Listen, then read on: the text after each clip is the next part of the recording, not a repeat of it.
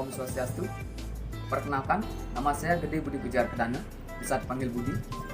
Saya dari kelas Parbunsuri, jurusan Industri Perjalanan, Prodi Pariwisata Budaya, Fakultas Dharma Duta, Universitas Negeri Igusti Bagus Guru Denpasar. Pada kesempatan kali ini, saya akan membahas tentang materi UEBI atau yang biasa disebut dengan Pedoman Umum Ejaan Bahasa Indonesia. Kemudian di sini saya akan membahas tentang penggunaan tanda baca. Yang saya khususkan akan saya bahas pada penggunaan tanda titik. Tanda titik adalah sebuah tanda baca yang dipergunakan untuk mengakhiri dalam suatu kalimat yang dipergunakan dalam semua bahasa. Tanda titik yang benar menurut UEBI adalah seperti berikut. Yang pertama, tanda titik dipergunakan untuk mengakhiri kalimat pernyataan yang bukan merupakan pertanyaan ataupun seruan. Contohnya seperti, Wawan pergi ke pesta itu. Di belakang kata itu, kita wajib mengisikan tanda baca titik. Yang kedua, tanda titik dipakai di belakang angka atau huruf dalam suatu bagan, ikhtisar, ataupun daftar. Contohnya seperti A.1 titik rincian total. Kemudian di bawahnya A titik keuntungan total. Yang di bawahnya lagi 1 titik keuntungan kotor, 2 titik keuntungan bersih, dan sebagainya.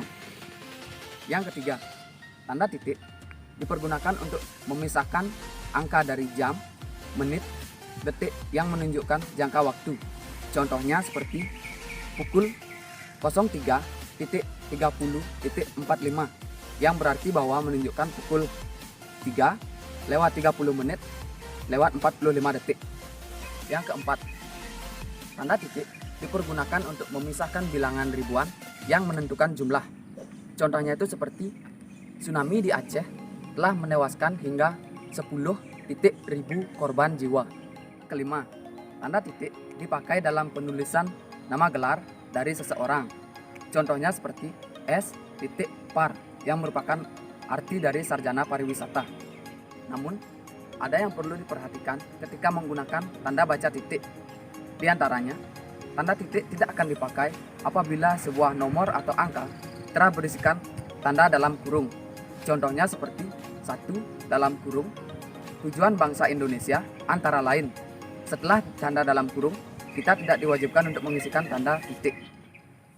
Titik tidak dipakai pada belakang angka atau angka terakhir dalam penomoran deret digital yang lebih dari satu angka, dalam judul tabel, bagan, grafik, ataupun gambar.